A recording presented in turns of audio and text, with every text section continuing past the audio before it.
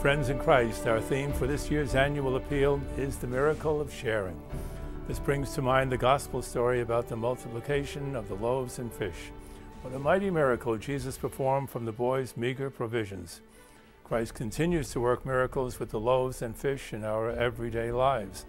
Our financial resources, talents, and holiness are all inadequate to meet the needs of a hungry world. But just as the 5 loaves and 2 fish should have been woefully insufficient in the gospel story, Christ uses our concern, compassion, and generosity toward others and continues to work miracles, transforming our gifts into sustenance for the less fortunate throughout our Archdiocesan communities. Some may think such everyday miracles pale in comparison to the example in the Bible, but Mary, Allison, and Claudia would disagree. They're getting their lives back on track thanks to the many services provided by Columbus House in New Haven. So I love to tell this story because I really feel like this man is a miracle. He should have been dead 25 years ago. And in fact, his family had written him off as dead because they had lost touch with him.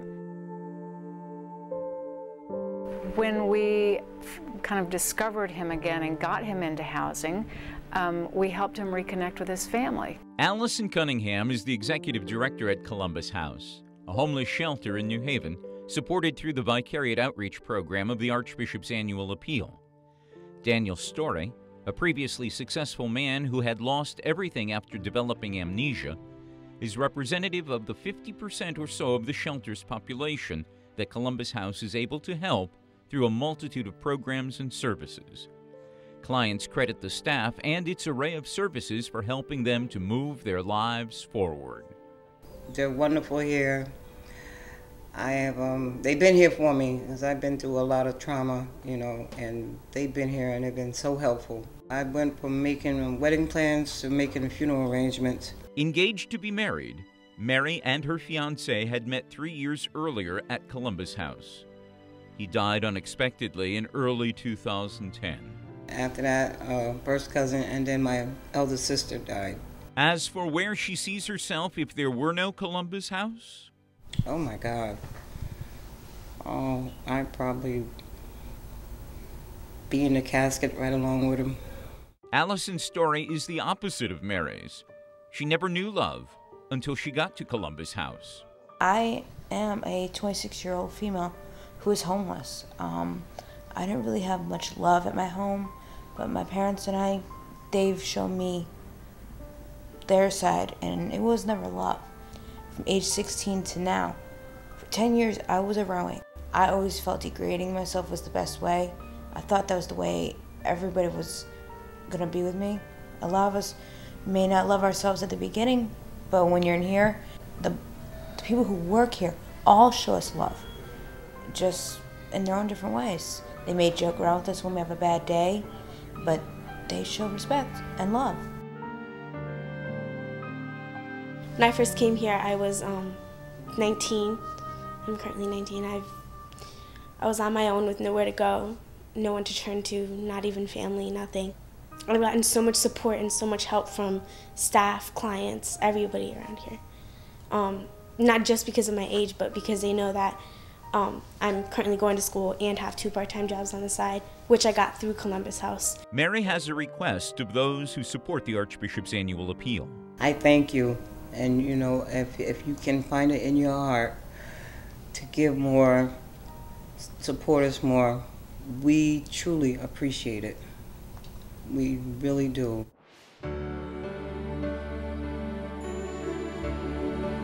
Britt Wheeler, a laid-off Yale University employee who needed help paying his utility bills after several months of past due notices, received his miracle just days before shutoff, thanks to the Emergency Assistance Fund administered through his parish.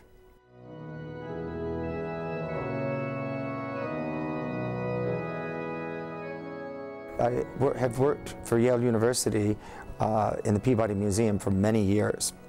When I was laid off, I was working half-time, 20 hours a week with full benefits. We all have to deal with the mechanics of living, but when they become obstacles, it means that what we do, either in our vocation or occupation, is always, disturbed. The psychological impact can be very devastating, you know, to people of all economic levels, really. And it's extremely important that one can turn to one's parish church and receive this kind of aid. When one is devoted to one's church and very involved, it never occurred to me to think of myself as a recipient for this. When you just don't have the money to catch up, you just don't, and this really made a big difference. I supported this program for years when I could as a parishioner, and I've always thought it was a marvelous way to give alms and fulfill one's duties to the corporal acts of mercy. It was my pleasure to contribute. I am now going to contribute more than I have in the past. It is a way of thanking God and the Archbishop and his outreach to people who really simply can't do this. Begun in Hartford in 2006 as a free primary care service for the uninsured, a Malta House of Care mobile unit also began operating in Waterbury during the summer of 2010.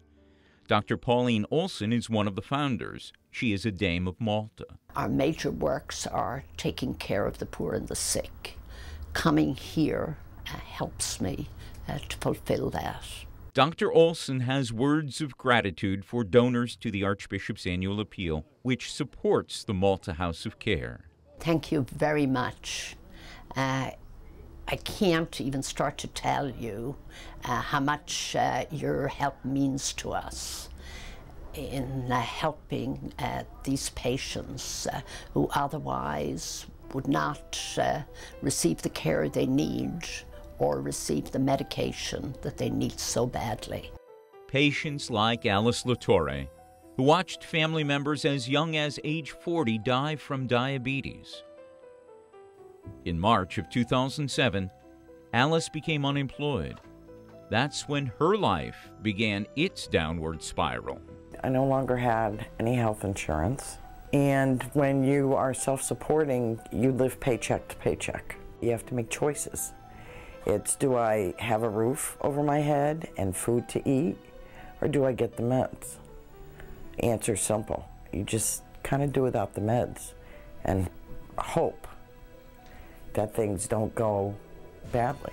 But such was not the case for Alice. I developed infections, had to have emergency surgery. Then a co-worker told Alice about the Malta House of Care. You know, I've had issues with my legs, with neuropathy, and I had to walk with a walker. But Malta House did so much for me, I said, I'm not going to live like this. So I pushed myself I walk without a walker now. I only use a cane when I have to. They make you feel good about yourself. They don't make you feel like it's a handout. They make you feel like they care. They really do care. As a result of getting her health back on track, Alice's life has improved in other ways too. Finally, I got a job. A lot of people looked at me as a liability, but this company didn't. You know, you finally feel better about yourself too when you get back into the work field and everything else, and it makes life all worthwhile. Alice says giving to the Archbishop's annual appeal is an investment in people. You could put your money in a better place. You know, they saved my life, because if they didn't treat me and give me the medications I needed, I wouldn't be here. I wouldn't be here at all, because I was just spiraling downward, and there was nothing I could do. Patients like Alice are the reason you find doctors like Pauline Olson, Brad Wilkinson, and a host of others volunteering their time at Malta House week after week. This is why I became a doctor. This is what it's all about. These are but a handful of the many lives that have been made better, and in some cases saved, thanks to your generous contributions to the Archbishop's annual appeal. The head of the Downtown Evening Soup Kitchen in New Haven echoed what we're hearing throughout the Archdiocese, whether it be those who serve the homeless, the hungry, or the uninsured. We have some folks that are in our food line now coming through for evening meals that were just last year volunteers here at the soup kitchen helping other people. So that in itself should tell you the amount of change that's happened. Our volunteers are now the people that are taking our services.